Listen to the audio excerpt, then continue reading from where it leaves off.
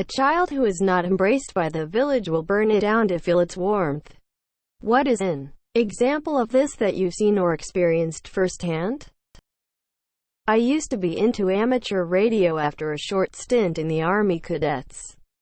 There was one guy, in the East Midlands, UK, who was one of the adult instructors.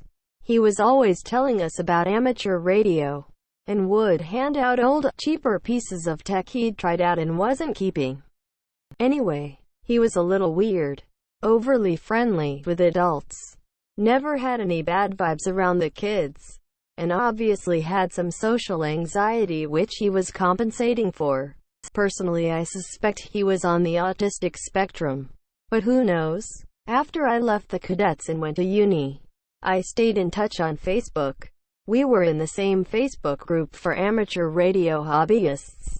He always liked to do things by the book, and instilled in us the importance of being responsible and socially conscious with our radio use. He was the same on Facebook, reminding people that Mrs. Miggins on her £10 handset wouldn't know about transmission power and squelch, etc. He mentioned in passing to a new member the importance of only using the public unlicensed channels, kind of like CB radio in the US, on the correct, very low power setting of half a watt. He mentioned it was because Mrs. Miggins trying to reach her kid in the next street wouldn't understand the idea that she could hear you but couldn't reach you to ask you to be quiet a minute. He was correct here. And it's also a criminal offense to transmit at higher power on these frequencies, even though it's not enforced. Anyway, this got someone's back up, and he was kicked from the group for preaching. After unsuccessfully asking to be let back in, he set up a larger antenna in his back garden, set up a super fancy aerial atop it, with a 30-watt transmission system. This is really quite powerful. He now turns this on for several hours a day on whatever channels the radio club group are using to teach them the importance of good etiquette. This means that nobody can use certain frequencies for hours at a time, as it just sounds like someone is having a one-way conversation on air. He could probably get arrested, but that doesn't seem to bother him at all. I once attended a birthday party with a bouncy castle. The birthday kid and their friends kicked the younger sibling and his friend out, so they unplugged it and watched everyone's dismay as it deflated. Way to go, Mason. Badass moves for a 12-year-old. Good lord. If Mason is 12, what kind of older siblings, teenagers, are renting a birthday bouncy castle? Is that the cool thing these days with the local youths? I worked in an office for a Fortune 500. One of our longtime team members, G, worked as a level 2 employee for quite a while. She was good enough to be a level 3 or level 4 employee but never took the offer because she was a single mom, relied on public transportation, etc. Her friend, P, started at the same time she did and was a level 3, working up to a level 4. P and G were all good, until P discovered that G made more than P because she was constantly getting merit raises and performance bonuses.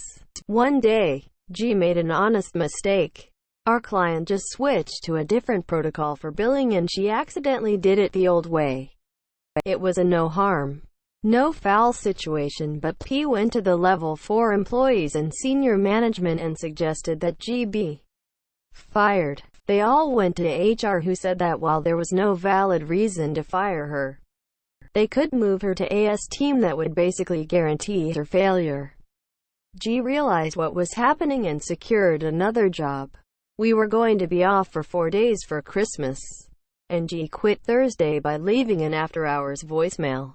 G knew that the message wouldn't be received until Monday morning, so she sent out an email to the entire building. Time to be sent at 11:59 Christmas Eve. The email detailed how P was having an affair with her Bill while her husband was deployed, how one senior manager took this job because he was fired for embezzlement and lost his CPA license, and how one of our male level 3 employees requested a transfer because our married department Manager was sexually harassing him. We got in at 8, HR and IT got in at 9. It was AS Monday morning. Quite a few people quit that day. And to think, it all could have been avoided. Edit 1, thanks for the award. Edit 2, I've run into G and P since then. G is thriving. She got a stern phone call from the company and they tried to withhold her last paycheck, but that was it. P is, well, a little more humble now.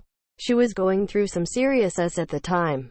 And while that doesn't excuse any of the S that she did, I think the letter was a wake-up call that she needed to fix her life. Edit 3, Level 3 employee is doing well. He quit a year after for a better opportunity. Edit 4, I'm not going to say who it is, but it is not Procter & Gamble. I work with kids who have mental health issues. Many of them have attempted suicide, ran away, self-harm, or have an addiction of some kind by their mid-teens. They always have some kind of traumatic family life that's pushed them to that problem. One thing we see again and again is the poor kid who comes in after the parent guardian has belittled them and told them what a piece of garbage they're for years. Eventually the kid starts acting out, which the adult uses as proof that she was right all along about the kid being an awful piece of S. One kid I worked with was in and out of treatment programs for a couple of years and had exactly this kind of parents. Father was always on the road driving a truck and checked out when he was at home.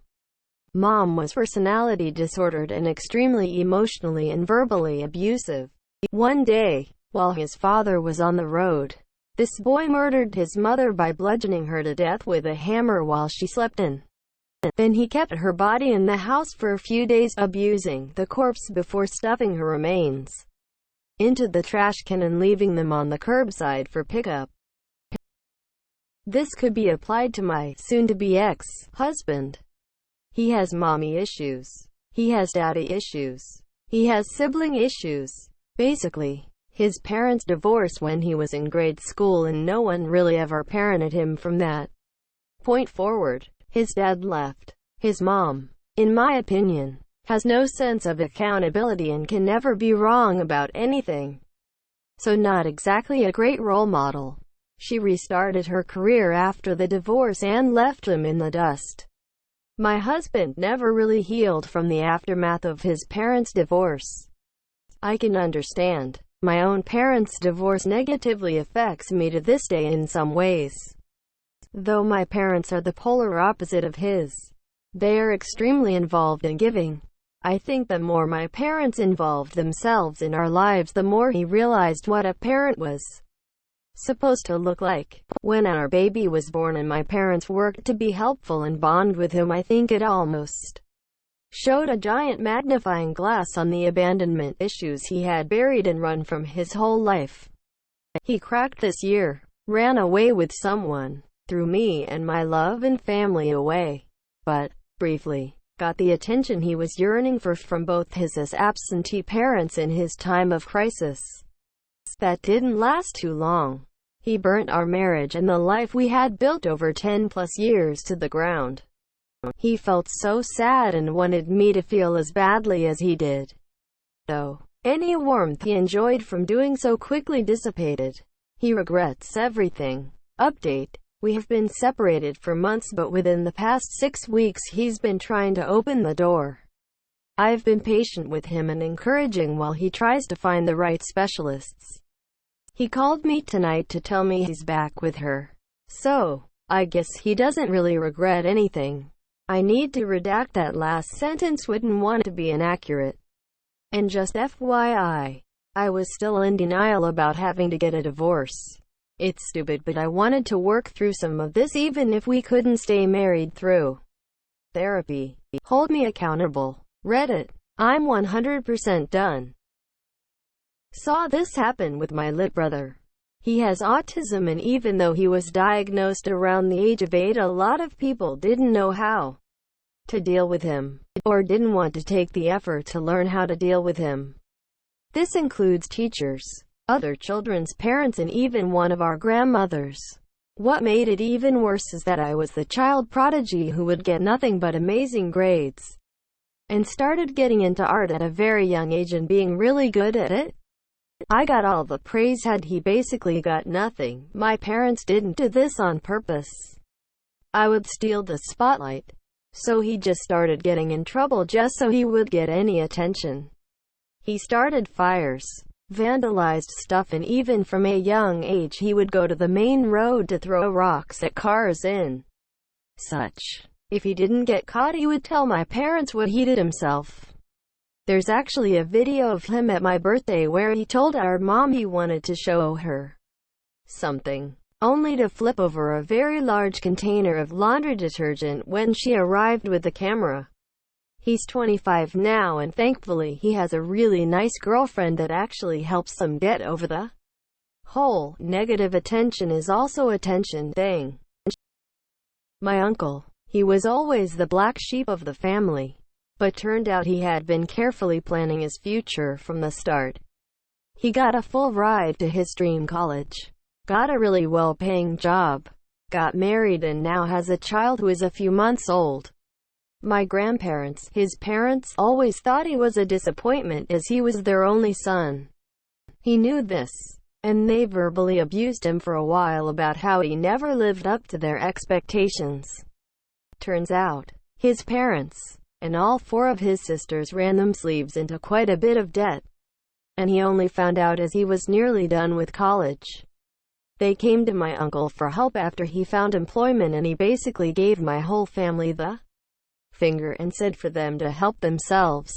I'm literally the only one of any of my cousins or siblings who bothered contacting him years after this whole ordeal. At the time I was too young to understand what the F was happening, let alone travel by myself. So I contact him via Facebook Messenger, and his wife is a lovely woman. His daughter is so cute and gorgeous, and he is still the same strong, kind-hearted man that I remember. My parents know I'm on contact with him, and they just don't care. I'll be staying over at their house for a little while next week, and I'm so glad I was able to meet my little cousin. Edit. I didn't expect this to blow up. Well, I know some of you guys are saying this doesn't exactly comply or fit the quote, but it was the best experience I had that fit the quote, so I thought there wouldn't be much harm in sharing it. Anyway, feel free to ask questions. I'd be more than happy to answer them. Edit 2. Thank you, kind stranger, for the Reddit gold! Exclamation mark. Exclamation mark. I'll be sure to pay it forward! Exclamation mark. I guess I would maybe count to this. I cut my relatives out of my life when I was 19. They had spent my life tormenting me and treating me like dirt. With me gone, there's my aunt, my uncle, my grandmother, and my dad. My dad being the youngest at 58 years old now. No younger generation to take care of them. My aunt would be prepared for that. But my dad and my grandmother were banking all their hopes on me caring for them in their old age. So much so they would make fun of me for how incapable I was of domestic tasks. For example, I didn't learn how to use a washing machine until I Googled it at 19. But when I asked them to show me, they always made excuses. Your school should be teaching you that. You should know how to do that. Figure it out. I'll show you some other time. They never would show me though. They liked having evidence of what a horrible, incompetent, and lazy person they saw me as. They also didn't want me to be able to live independently, because that would make it easier for me to move out, which would mean I wouldn't be at their immediate use. I also lied and said that I was required to live on campus for the first year when I went to university. I wasn't planning to cut contact yet, but I was desperate for a taste of independence. My aunt gave me my birthday money early so that I could afford the deposit. I felt awful, because my aunt was actually the only one who had ever stood up for new. But keeping in contact with her would have been too complicated, and I'm certain she would have put some pressure on me to mend things with the others. Not even a month after I moved into my student accommodation, I got into an argument with my dad and finally stood up for myself. I cut contact. And with that I was expecting to become homeless once finished my first year and my lease finished. I was too mentally ill to complete my studies and hold down a job at the same time. As luck would have it, everything turned out fine. A lot of bumps in the road, but I graduated, didn't end up homeless, and I'm now working in the healthcare system. I don't exactly regret cutting contact, but I'll admit I should have done some research on my options for homelessness instead of hoping for the best. I nearly destroyed my life. Kid went to school. He was in special behavioral classes, and then was put into our class in 4th grade. My teacher was hard on him. One day, the kid had a tantrum and threw a chair. He was sent back to the special classes, which probably destroyed him. He continued on and in high school was one of the freaks. Always wore a trench coat in Texas. Mind you, was into nerdy things. I talked to him sometimes, but wouldn't really call him a friend, more just nice to him. He would be reading a D&D book and we'd chat about that. Being my uncle got me into RPGs. In 11th grade, school went into lockdown for some unknown reason. Found out he committed suicide in one of the school bathrooms. Heard he wrote letters to faculty and friends prior to doing it. I did this to my last job as a rehab tech in a nursing home.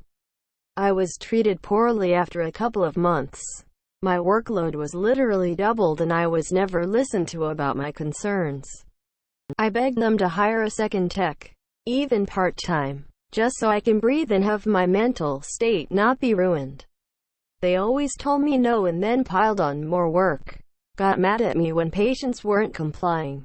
Ran me around like a dog for hours. Cut my lunch hour for no reason. And refused to give me any sort of pay raise when minimum wage went up.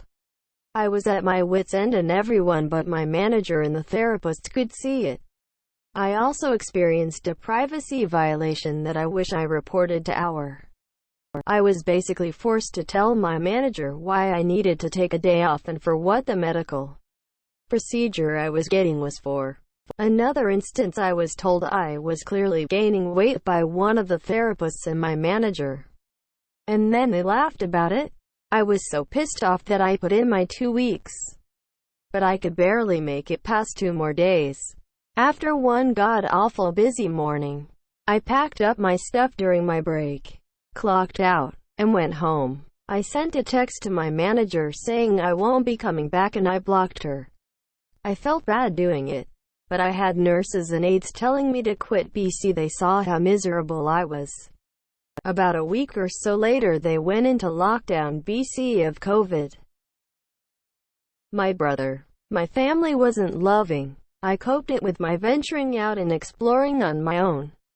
I would leaving early each day and explore nature, only coming home for food. My brother coped with the lack of love with sex, drugs, fighting, parties, and theft. He had a super distorted view of needing love and he really acted like if he wasn't getting love, then the world deserved to burn. He went into prison in his teens. He got out in his 20s. Tried to be good for a year, but couldn't find his concept of love, so he started burning the village again, went back in. Got out years later, tried to go clean and this time found love, but he pushed himself too hard to be lovable. He developed a super personality built on meth. He did drugs to keep up, lost his love, and started to burn the village down again. The last time, the local sheriffs ended the cycle. He wasn't going back in. During the road chase, they filled his windshield with bullets and he veered off a cliff and died in the dirt. It was the headline of the local news. I think I may forever compare my life to my brother's. How could we be so different? We had the same parents and endured very similar pains. But I didn't choose to burn down the village. I chose to distance myself and survive. He went nuclear. The village didn't have a chance. I'm a behavioral interventionist at a middle school. My job is technically to pull disruptive students out of class, get them redirected, then back into their classroom. Most of my job is actually a sounding board and an understanding ear to kids who struggle. My entire job is an example of that quote. The neglect and abuse of some of those kids will break your heart. So much respect for this role. All the very best with it. What you do is amazing. I am burning down my community right now. That is, my neighbors are F with me, trying to weaponize the bylaws of our WA to construct a spiteful road on my property for their driveway. Fire safety they call it. $25,000 in unnecessary legal expenses, I call it. So I let my WA know that if they allow this, don't stand up forcefully for me in court, then I will use that same power to demand a 60 feet road down the entire WA, literally forcing neighbors I don't know to move their homes. I am being treated poorly, feel unwelcome in my new village, so I am enforcing my rights and burning down the neighborhood. It will cost 25 landowners $1 million to make up for F with me. Some may literally lose their homes, and afterwards their property values will be much lower. But I told them what would happen if they did not support me. Gave them a chance. I went to school with a kid who seemed a little disturbed. Maybe it's just my bias, but he definitely seemed like the school shooter type. Well, no one liked this kid and constantly picked on him. Once in some random class in 7th grade, one asked him if he wanted to be my partner for some dumb little. We chatted in class for the rest of the year. Toward the end of high school, he told me I kept him from some bad S by being his best friend. I literally only talked to him in class for a few months, and by that point hadn't talked to him in years. Embrace everyone, folks. You never know whether it might change someone's life. Well, Hitler wasn't a popular boy for sure. Same with Ceausescu. Friendless his entire life. Stalin was beaten by his father. And it goes on and on. Well, Hitler wasn't a popular boy for sure.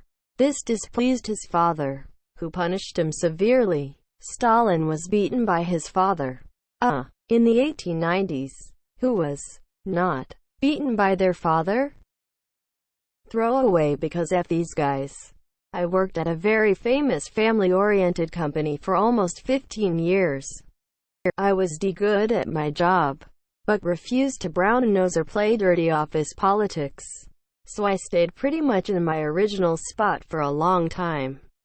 Because of this, I became a pretty regularly used advice platform for other employees on how to handle workplace issues, and because I valued my integrity, I never reported red flags to management, but always encouraged the person to do so on their own behalf.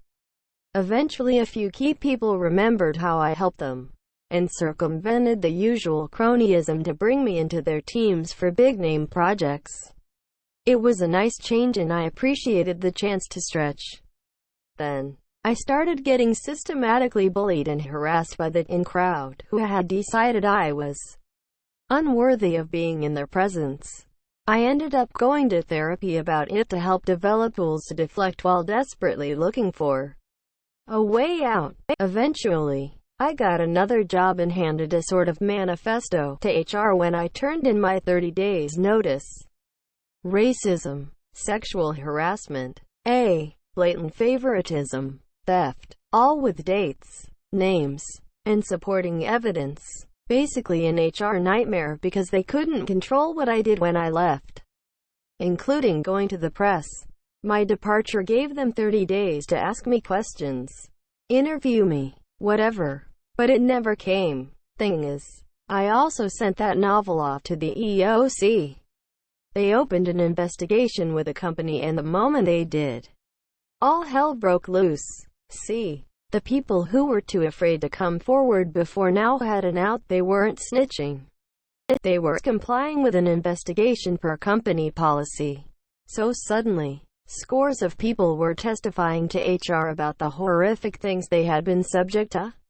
Some people were fired, others demoted, a few got off scot-free. But I sleep like a baby now. Update, edit. Just to clarify, I went to each and every person whose story I included in my little ECB to make sure they were comfortable and understood what might follow. Most agreed. Some did not, and I excluded them entirely from my manifesto. My only regret is that there were people whose struggles even I didn't know about, and I was unable to amplify their voices. Thank you all for your support. Speak out. Speak up. Speak together. The voices of many are harder to silence than the voice of one. Any school shooting tragedy. Does anyone know the actual story of King Shaka Zulu? He was literally that guy. Shaka was born as an illegitimate son of a Zulu, and was thus rejected by the Zulu settlements.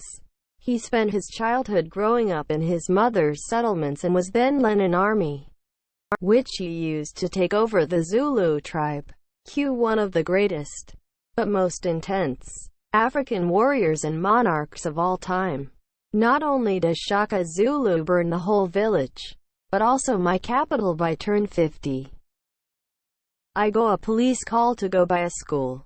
I arrived and I see a teacher holding a small kid back and the other kid who looked like he just got hit by a bus.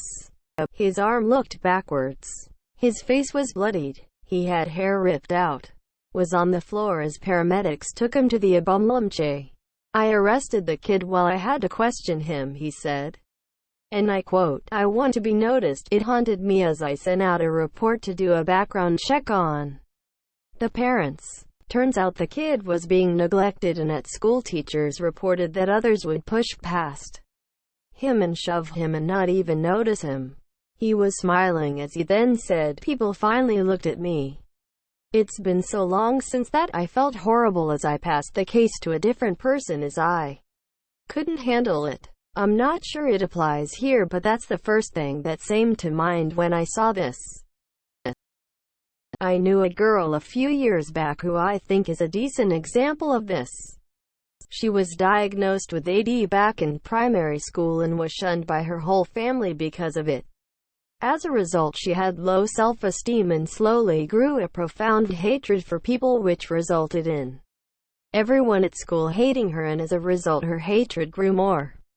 After her 17th birthday she ran away, but before she did she had spent about 5 years gathering dirt on everyone who wronged her. She released it all, which resulted in her parents splitting and a bunch of other kids being expelled or getting into S with their parents, and if memory serves me correctly, one kid even got disowned because of what everyone found out about him. She ended up running up to a family friends of mine and is still working on rebuilding her life. It's a shame because she is one of the nicest people I know and is a very honest person. Everyone just treated her like C, so she burned it all.